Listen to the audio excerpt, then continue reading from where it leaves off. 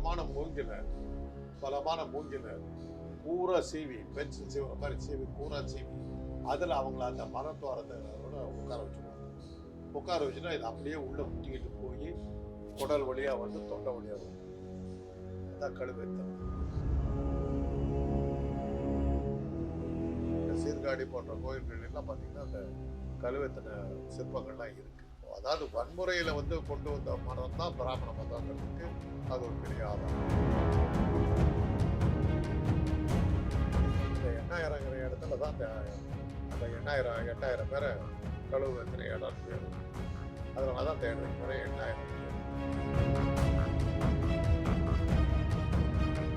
அரச மரங்கிறது தான் போதி மரம். போதி மரத்துக்கு கீழே தான் இப்போ விநாயகர் சிலை இருக்கு. விநாயகர் அதெல்லாம் வந்து பௌத்த மத சின்னங்கள். அதுக்கு வந்து பிள்ளையார்னு ஒரு கதையை சொல்லி வேற வழியில் ஒழிக்க முடியல.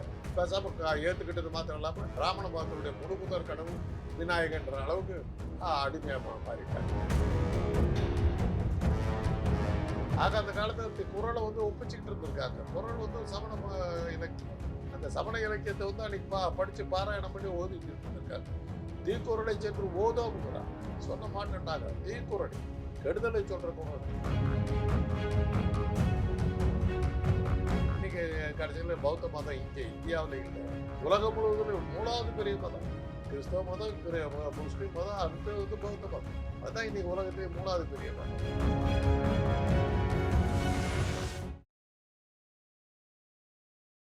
போர்வைக்கால அட்டகாச ஆடியோ ஆஃபர் ஸ்டார்ட் ஆகிருச்சு. போர்வைக்கால பொருட்கள் வாங்கி 1 கோடி மதிப்புள்ள கிஃப்ட்ஸ் வின் பண்ண வாய்ப்பை பெறுங்க.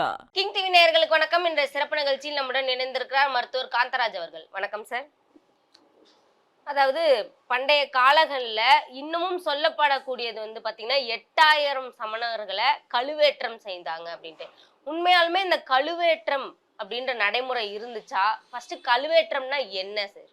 என்ன பண்றதுன்னா, மலத்துவாரம் இருக்குது இல்லையா,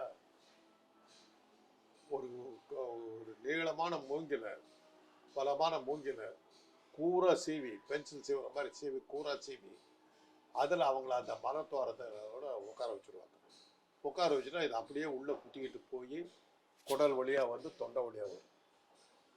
அதான் கழுவேத்தல் பேர். அது மாதிரி 8000 சமணர்களை திருஞான சம்பந்த சௌந்தர பாண்டியனுடைய மனைவி மங்கையர்கரசியை கையில் போட்டுக்கிட்டு அந்த சமணர்களை ஒழிக்கிறதுக்காக வாணிஜி பண்ணாங்க. அது அந்த சீர்காழி போன்ற கோயில்கள் எல்லாம் பார்த்திங்கன்னா அந்த கழுவேத்தன சிற்பங்கள்லாம் இருக்குது. அது அதாவது வன்முறையில் வந்து கொண்டு வந்த மதம் தான் பிராமண மதங்கிறதுக்கு அது ஒரு பெரிய ஆதாரம். 7ஆம் நூற்றாண்டு வந்து இங்கே பிராமண மதம் கிடையாது, சமணமும் பௌத்தமும் தான் இங்கே இருந்தது. சங்க இலக்கியங்கள் பூராவும் சமண இலக்கியங்கள், பௌத்த இலக்கியங்கள், 50 காப்பியங்கள் எல்லாமே பௌத்த இலக்கியங்கள், சமண இலக்கியங்கள் தான். 7ஆம் நூற்றாண்டுக்கு பிறகுதான் பக்தி இலக்கியம் வருது, பெரிய புராணம் இதெல்லாம் வருது. 7ஆம் நூற்றாண்டு மகேந்திர பல்லவன் சமண மதத்திலிருந்து சைவ மதத்துக்கு மாறுற போது, அதே நேரத்தில் பாண்டிய நாட்டை ஆண்டுகிட்டு இருந்த சௌந்தர பாண்டிய சமண மதத்திலிருந்து சைவ மதத்துக்கு மாறுற போது அவங்க 2 பேர்த்தையும் பயன்படுத்தி அந்த அந்த நேரத்தில் இருந்தவங்க மகேந்திர பல்லவனுக்கு பரஞ்சோதின்னு பின்னாடி நரசிம்ம பல்லவனுடைய இதாக இருந்தவர், சேனாதிபதியாக இருந்தவர், சிறு தொண்டராக இருந்தவர். அவரை வச்சு பல பௌத்த காஞ்சிபுரத்தையே வந்து சமண காஞ்சி பௌத்த காஞ்சின்னு இருந்ததை சைவ காஞ்சி விஷ்ணு காஞ்சின்னு மாற்றினது இவர் தான், அந்த அப்பர் தான் மாற்றினார். இப்ப சமணத்துல இருந்து தான் சைவம் வைணவன் பிரிஞ்சிருக்கா? அவங்க கடவுளையே தானே எடுத்துக்கிட்டாங்க. விநாயகர் யாரு? ஐராவதங்கிற பௌத்தருடைய புனித சின்னத்தை தான் இவங்க வந்து விநாயகர்னு வழிபடுறாங்க. அரச மரங்கிறது தான் போதி மரம். போதி மரத்துக்கு கீழே தான் இப்போ விநாயகர் சிலை இருக்கு. விநாயகர் அதெல்லாம் வந்து பௌத்த மத சின்னங்கள். அதுக்கு வந்து பிள்ளையார்னு ஒரு கதையை சொல்லி வேற வழியில் ஒழிக்க முடியல. பேசாமல் ஏற்றுக்கிட்டது மாத்திரம் இல்லாமல் பிராமண மதத்தினுடைய முழுமுதற் கடவுள் விநாயகன்ற அளவுக்கு அடிமையாக மாறிட்டாங்க. அதே தான் வர்த்தமானமாக அவர் இறந்த நாளை வந்து தீபாவளின்னு கொண்டாடணும்னு சமணர்கள் கொண்டாடினாங்க. தீபாவளி ஒழிக்க முடியல, நரகாசனை கொண்டாடினால்னு சொல்லிட்டு இவன் தான் முதல்ல தீபாவளி கொண்டாடணும். அவங்களுடைய கடவுள் எல்லாத்தையுமே எடுத்துக்கிட்டான். இவனுக்குன்னு என்ன இருக்குது? பேர் மாற்றம்.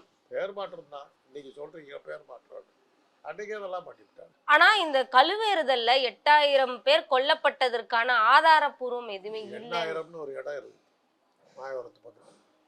அந்த எண்ணாயிரங்கிற இடத்துல தான் அந்த 8000 பேரை கழுவுத்தின இடம்னு பேர்.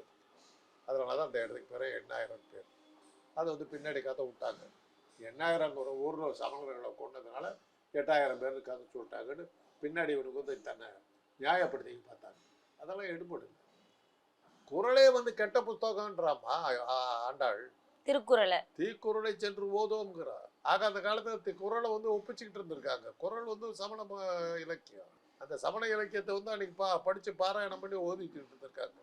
தீக்குறளை சென்று ஓதோங்கிறார். சொல்ல மாட்டேன்டாங்க. தீக்குறளை கெடுதலை சொல்ற குறள் இருக்கிறார். திரும்ப எடுத்து படிச்சுப்பாரு. அந்த அளவுக்கு வெறுப்பு வன்மத்தையும் கக்கை வளர்த்தனாங்க அவங்க.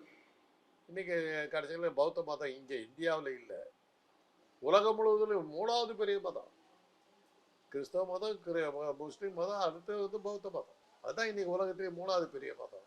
இந்து மதம் வந்து இந்தி பேசுகிற மாநிலத்தில் பானிபூரி விற்கிறவங்கிட்ட தான் இருக்குது, வேற அவங்ககிட்டயும் இல்லை. இப்போ என்னையெல்லாம் இந்துன்னு நீங்கள் சொல்கிறீங்க, எப்படி இந்துன்னு சொல்கிறீங்க?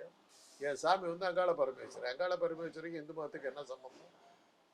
அம்மன் வழிபாடே கிடையாது. என்னையெல்லாம் இந்துன்னு எப்படி சொல்கிறீங்க? இப்படி தான் பல பேர்த்து வந்து இந்து நீங்கள் வெள்ளைக்கார வந்து சமணர்களும் பௌத்தர்களும் அல்லாதவர்களும் இந்துக்கள்னு சொல்லிட்டு போயிட்டான். அப்படித்தான் இந்த பேரே வந்தது. இந்துன்ற பேர் வச்சதே வெள்ளைக்காரன். அது கூட உன் பேர் இல்லை, நீ வச்ச பேர் இல்லை. அதுக்கு ஒரிஜினல் பேரு பிராமண மதம். எந்த இடத்துல பிராமணரா மாறுறாங்க சார் இந்த சமணர்கள்லாம்? யாரும் மாறல, இவனுங்க தன்னை வந்து மாற்றிக்கிட்டானுங்க. மாற்றிக்கிட்டு உள்ளே வந்தானுங்க. வந்து இங்கே நல்லா கிடைச்சது, மந்திரி ராஜாக்கள்லாம் கிடைச்சாங்க, பூந்து விளையாட்டாங்க. இல்ல ஆரம்ப காலங்கள்ல சமணர்கள் தான் இந்த பள்ளிக்கூடங்கள் அதுல எல்லாம் இருந்து மக்களுக்கு கல்வியை போதிச்சாங்கன்னு சொல்றாங்க. எந்த இடத்துல பிராமணர்கள் அந்த பதவியை ஏத்துக்கிறாங்க? 7ஆம் நூற்றாண்டுல சமண மகேந்திர பல்லவன் சௌந்தர பாண்டியன் மாறின பிறகுதான் அவங்க உள்ளே வர்றாங்க. அது ஒரு சமணர்கள் தான் இருந்தாங்க. அதனாலதான் சங்க இலக்கியங்கள் பூராவே அகநானூறு புறநானூறு எல்லாமே பௌத்த சமண இலக்கியங்கள். 1ஆம் சங்கம் 2ஆம் சங்கம் கடைச்சங்கம் எல்லா சங்கத்திலையும் இருந்தவங்கலாம் சமணர்களும் பௌத்தர்களும் தான். அவங்க தொல்காப்பியர் வந்து சமணர். நீங்க சொல்றாங்க உலகத்திலேயே மிக பழமையான புத்தகம்னு எடுத்தாக்க தொல்காப்பியாங்கிறாங்க. தொல்காப்பியர் சமணர். அப்படி இருக்கும்போது அவ்வளவு பழமையான மதம் அது. இப்ப எந்த இடத்துல சார் சைவம் வைணவம்னு சொல்லிட்டு பிரிஞ்சு அதுக்குள்ள அடிச்சுக்க ஆரம்பிக்கிறாங்க? அது வந்து ராஜராஜ சோழ காலத்துல வந்துருச்சு. அது நீங்க கல்கியனுடைய பொன்னியின் செல்வன் படிச்சீங்கன்னா ஆழ்வார்க்கடியான்னு ஒரு கேரக்டர் கொண்டு வந்திருக்காரு. சைவ வைணவ போராட்டம் அப்போ பெருசா நடந்ததுக்கிறதுக்கு ஆதாரமா அந்த கேரக்டர் உருவாக்கியிருப்பாரு. படத்துல கூட நீங்க பார்த்துருக்கீங்க. தசாவதாரம் இல்லை, இது தசாவதாரம் பொன்னியின் செல்வன் படத்துல அது கொஞ்சமா அந்த சரித்திரம் இருந்தது. மற்றபடி மணிரத்னத்தினுடைய பொன்னியின் செல்வன் தான். பாகுபலியை தான் திருப்பி எடுத்திருந்தாரு. அதனால அதுல ஒரு சீன்ல அந்த ஜெயராம் வந்து நடிப்பார் ஆழ்வார்க்கடியான். அப்போ வந்து சைவ வைணவ போராட்டம் நடந்துக்கிட்டு இருந்ததுக்கு அது ஆதாரமாக காட்டாங்க. அப்பவே பௌத்த மதம் உள்ள இருந்தது, சீனர்களோட நம்ம இருந்தோம். கிறிஸ்தவ மதம் வந்ததை பற்றி மகேந்திர பல்லவனே சொல்றான். ஒரு புதுசா ஒரு மதம் வந்திருக்குது அப்படின்னு. ஏன்னா எல்லாத்துக்கும் முன்னாடி வந்த மதம் அது. கிபி 70ஆம் ஆண்டே வந்து சென்ட் தாமஸ் வந்துட்டாருங்க. இயேசுநாதனுடைய பிரதம சிஷ்யர்களில் ஒருத்தரான தாமஸ் வந்து பரங்கிமலையில் கிறிஸ்தவ மதத்தை பரப்ப ஆரம்பிச்சு. அன்றைக்கே வந்தாச்சு. அதுக்கப்புறம் தான் உங்களுக்கு பிராமண மதம்லாம் வந்து. அதுக்கப்புறம் இவங்க வந்து இன்னைக்கு 3% கையில் கிடைச்சது, மீடியாக்கள் கையில் கிடைச்சது, பரப்பி விட்டாங்க. சிவபெருமான் ஏது வேதத்தில், முருகன் ஏது வேதத்தில்? இல்ல இதெல்லாமே சமணர்களோட வேதங்கள்ல இருந்திருக்குன்னு ஆதாரம் காட்டுறாங்களே சார். ரிஷப மகாவீரர் நீங்க பாத்தீங்கன்னா எல்லாமே காப்பி தான். சைவம் வந்து இப்படி போட்டுக்குவான் பட்டை, வைஷ்ணவம் இப்படி போட்டுக்குவான். லிங்க வழிபாடுங்கிறதே வந்து ஆண் உறுப்புல பெண் உறுப்பு இருக்கிறது தான். உடல் உறுப்பு தான் அவன் லிங்க வழிபாடு. அதை இவன் நெத்தியில நாமமாக போட்டுக்கிறான். பெண் உறுப்பு ஆண் உறுப்பு சிவப்பு கலர்ல நெத்திலே போட்டுட்டு சுற்றுறான். ஆக உடல் உறவைத்தான் நம்ம வந்து கும்பிட்டோம். உடல் உறவின் போதுதான் மனிதனுடைய மனமும் உடலும் ஒன்றாக இணைந்து செயல்பட்டால்தான் உடல் உறவு கொள்ள முடியும். அந்த அளவுக்கு தீவிரமான ஈடுபாடு இருந்தால் தான் நீங்கள் கடவுளை அடைய முடியுங்கிறது லிங்க வழிபாட்டினுடைய தத்துவம். அதை வந்து சைவர்கள் ஏற்றுக்கிட்டாங்க. ஆனால் சமண மதமும் பௌத்த மதமும் தான் இங்கே இருந்தது. அதெல்லாம் இல்லாமல் பண்ணிட்டு நீங்கள் திருவண்ணாமலை கோயில் வந்து சமணர் பள்ளி. அதனால தான் அங்கே மூல விக்கிரகம் கிடையாது, உங்களுக்கு அங்கே அபிஷேகம் கிடையாது, நடுக்கல் வழிபாடு மட்டும். ஆமாம். ஏன்னா அதில் மணல் லிங்கம் பின்னாடி கொண்டு வந்து வச்சாங்க. அது மாதிரி பல கோயில், மாயவரம் கோயில் இருக்குது, சட்டையப்பர் கோயில், அது சமணர் கோயில், சமணர் பள்ளி. அது மாதிரி பல சமண பண்டிகைப்பா. இது கேதார்நாத், பத்ரிநாத், இந்த பத்ரிநாத்தில் இருக்கிறது சமண பள்ளி. அதை தான் ஆதிசங்கரர் சைவராக மாத்துறாரு. எது இவங்க இங்கே ஏது அந்த கடவுள்லாம் ஏது? வேதங்களில் சொல்லப்படாத கடவுள்னு எடுத்தீங்கன்னா சிவனும் முருகனும் வேதங்களில் சொல்லப்படாத கடவுள். அவங்க தான் தென்னாட்டில் இருக்காங்க. அம்மன் வழிபாடுங்கிறது வந்து வேதங்களில் இல்லவே இல்லை. அதுதான் தமிழ்நாட்டில் இருக்குது. யார் கேட்டாலும் உங்களுக்கு யாரா குலதெய்வம்னு கேட்டாக்கா கோலவெளியம்மன், மாரியம்மன், மாரியம்மன், கடும்பாடி சின்னம்மன், இந்த மாதிரி தான் சொல்றீங்க. யாருக்கு வந்து பார்சார்த்தி கோயில் வந்து உங்களுக்கு குலதெய்வமா இல்லையே? அது ஏன் சார் அது அந்த நிலைமைக்கு இப்படி மாறுது?